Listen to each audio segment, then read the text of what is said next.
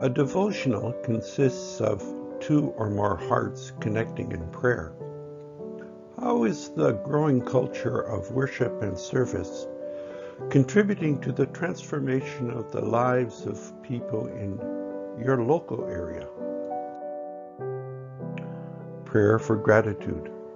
Most high, all-powerful, good Lord, to you all praise, glory, and honor, and all blessing. To you alone, Most High, they belong, and no one is worthy of naming you. Praised by you, my Lord, with all your creatures, especially Milford Brother's son, who brings day and by whom you enlighten us. He is beautiful, he shines with great splendor. Of your Most High, he is the symbol.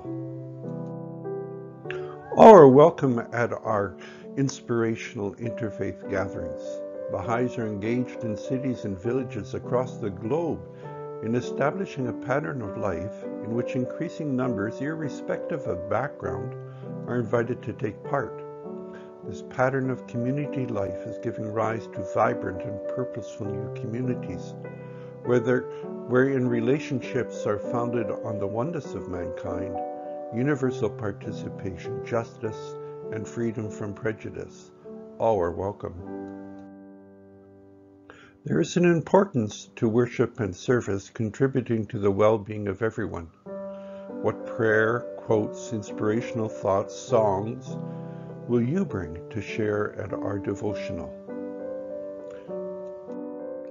Honoring all the children that did not come home. With exceeding joy, with heart and soul, do these oppressed of thine offer themselves up for all mankind in every land.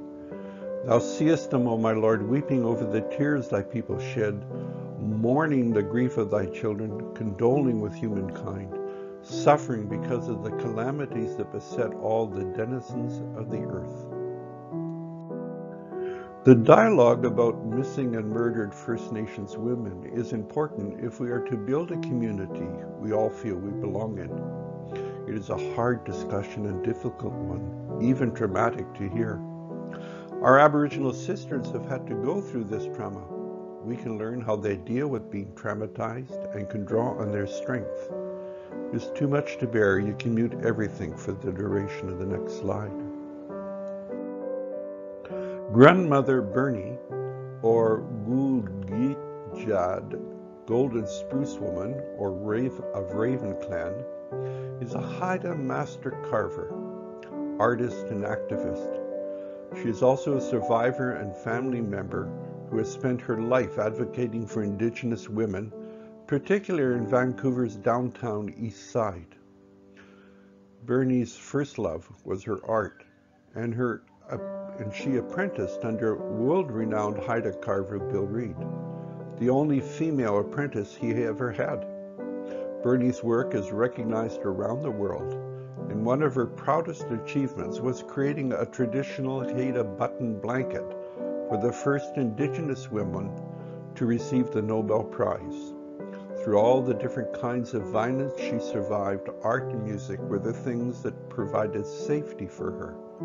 Her art today is her biggest passion after her children and grandchildren.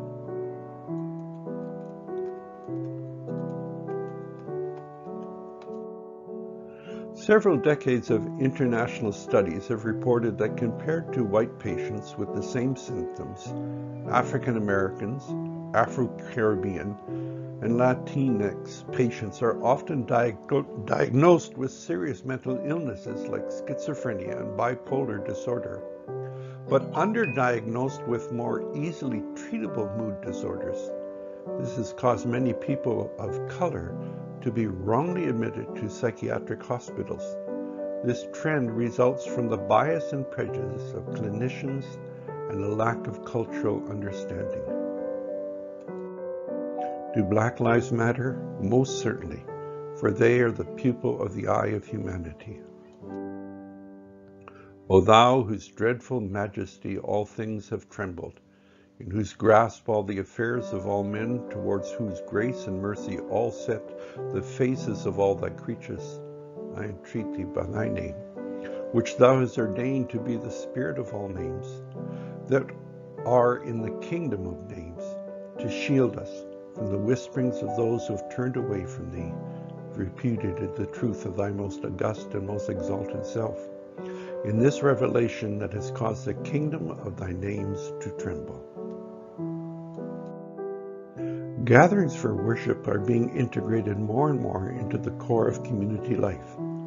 Devotional meetings are occasions where any soul may enter, inhale the heavenly fragrances, experience the sweetness of prayer, meditate upon the greater word, be transported on the wings of the Spirit, and commune with the one beloved.